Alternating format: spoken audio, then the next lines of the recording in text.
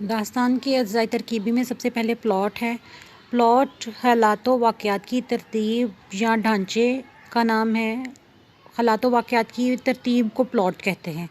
Plot में कहानी के बयान करने का तरीका और कहानी की तरतीब होती है। अच्छा प्लॉट तरतीब देने के लिए सलीका महारत की ज़रूरत होती है। प्लॉट के अमूमन 3 हिस्से होते हैं: आगाज़ या इब्तदा, वस्त या अरूज, नतीजा या अंजाम। अच्छी दास्तान के अंदर प्लॉट का मुनज़्ज़म होना बहुत ज़रूरी है। मुनज़्ज़म प्लॉट के बगैर उम्दा दास्तान नहीं लिखी जा सकती। दूसरा अहम जुज़ मिसाली किरदार हैं। ऐसे किरदार जो तमाम खूबियों के मुरक्का हों उन्हें मिसाली किरदार कहा जाता है। मसलन दास्तान के अंदर वो किरदार होते हैं जो कायदाना सलाहियतों के हामिल हों, उनको हम मिसाली किरदार कहेंगे। ऐसे किरदार होते हैं जिन जैसा बनना हर सामे या कारी की ख्वाहिश होती है और वो तिलिस्माती फ़िज़ा के अंदर तख्लीक किए जाते हैं, इसलिए उनके अंदर सुपर पावर होती है। कारी की दिलचस्पी और कशिश के लिए उन किरदारों के अंदर बेपनाह सलाहियतें रखी जाती हैं। उम्मन दास्तानों के तमाम किरदार मिसाली नहीं होते, लेकिन कोई एक किरदार ऐसा ज़रूर होता है जो मिसाली होता है। माफ़ूकुल फ़ितरत अनासर अगला अहम जुज़ है। माफ़ूकुल फ़ितरत अनासर के बारे में पहले भी बताया जा चुका है। ऐसे अनासर जिनमें इंसानी अक़ल यकीन न करे माफ़ूकुल फ़ितरत अनासर कहलाते हैं। मसलन जिन, परियां, जादुई कलीन, चुड़ैलें, जादुई छड़ी वगैरह, ये तमाम अनासर तिलिस्माती फ़िज़ा में पैदा होते हैं और इनका ताल्लुक़ तिब्बियात और माँ बाद तिब्बियात से होता है।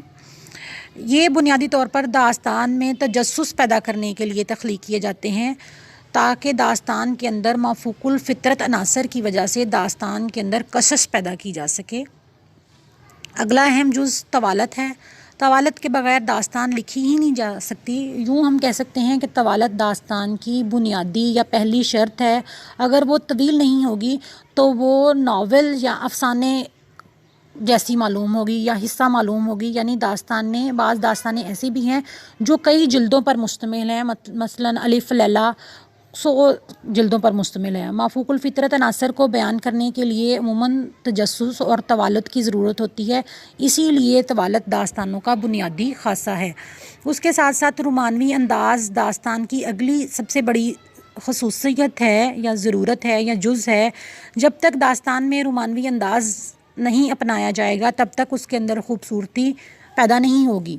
इश्क़ व मोहब्बत के मज़ामीन को रोमानवी अंदाज़ में बयान किया जाता है ताकि कारी उसके अंदर दिलचस्पी महसूस करे और कारी को दास्तान पढ़ने का लुत्फ़ आए। हर दास्तान दिलचस्पी से भरपूर होती है, इसीलिए कि उनके अंदर रोमानवी अंदाज़ बदरजा मौजूद होते हैं। रोमानवी अंदाज़ के साथ साथ दास्तान के अंदर दिलचस्प अंदाज़े बयान बहुत ज़्यादा अहमियत रखता है। जब तक दास्तान गो का अंदाज़ दिलचस्प नहीं होगा तब तक सामे को सुनने में लुत्फ़ नहीं आएगा। जैसे पहले मैंने बताया कि हर दास्तान का आगाज़ कदीम दौर में लो सुनो कहानी से होता था और दास्तान गो ड्रामाई अंदाज़ में दास्तान को शुरू करता था, जिससे चौपाल में या दास्तान सराय में तमाम लोग उसकी तरफ महव हो जाते थे। बुनियादी तौर पर दास्तान का दिलचस्प अंदाज़े बयान ही दास्तान को कामयाब बनाता है। दास्तान को कहानी में एक ऐसा अंदाज़ इख्तियार करता है जो कारी की तवज्जो अपने अंदर समेट लेता है और कारी पूरी तवज्जो के साथ दास्तान सुने या पढ़े बगैर नहीं रह सकता। यानी शुरू ही में दास्तान गो की गिरफ्त जो है वो लाजवाब होनी चाहिए, जो कारी को अपने साथ बांध इल्मो आगाही का दरस देती हैं दास्तानें।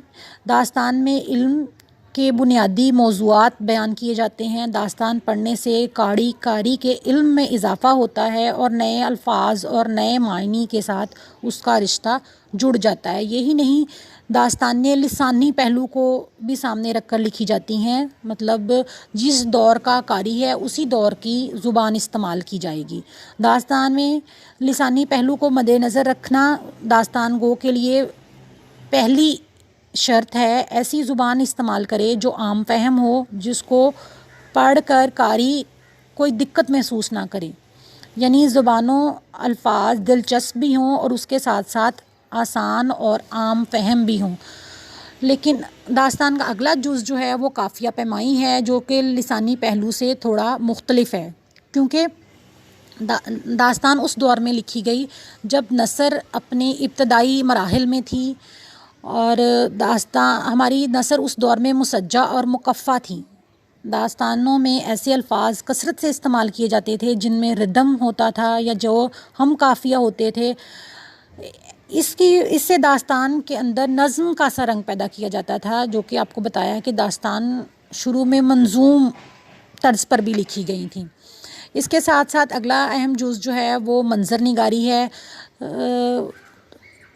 مبالغہ آرائی اور دلچسپ انداز بیان کے ساتھ ساتھ داستان گو منظر نگاری کو بہت زیادہ مد نظر رکھتا ہے۔ منظر نگاری میں وہ حالات و واقعات کو طوالت کے ساتھ ساتھ چھوٹی چھوٹی جزیات کے ساتھ بیان کرتا ہے۔ وہ تمام منظر کاری اپنی آنکھوں کے سامنے محسوس کرتا ہے جن مناظر کے اندر داستان گو کہانی تخلیق کر رہا ہوتا ہے۔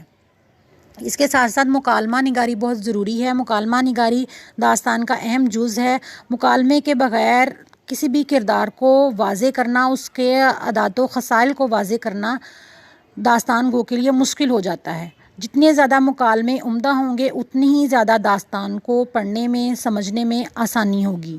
مکالمے آغاز میں بہت زیادہ طویل اور بھاری بھرکم لکھے جاتے تھے۔ داستان کے اندر بھی ایسے مکالمات کی کثرت ہوتی ہے، جبکہ تحیر اور تجسس جو ہے وہ داستان کا بنیادی خاصہ ہے، جس سے داستان کے اندر سسپینس کی کیفیت جو ہے وہ پیدا ہوتی ہے۔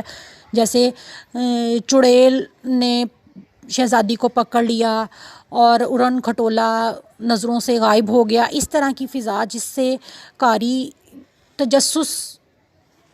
کے اندر تجسس پیدا ہو، وہ داستان کے اندر جا بجا موجود ہوتی ہے۔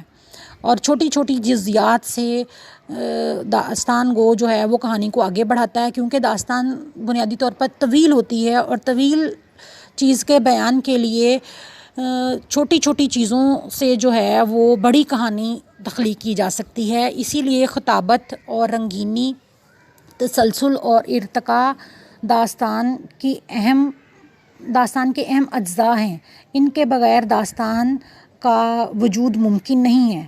داستان اپنے عہد اور معاشرے کی عکاس ہوتی ہیں، اس لیے رہن سہن، طرز زندگی، لباس، رسومات اور تمام روایات کی جھلک بھی داستان کے اندر دیکھی جا سکتی ہے۔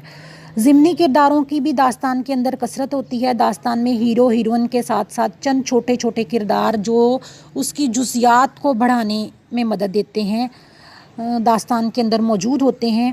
ان میں ہر قصہ دوسرے قصے کے ساتھ جڑا ہوتا ہے، اور چند بڑے کرداروں کے ساتھ چھوٹے چھوٹے ضمنی کردار ان کی مدد کے لیے موجود ہوتے ہیں۔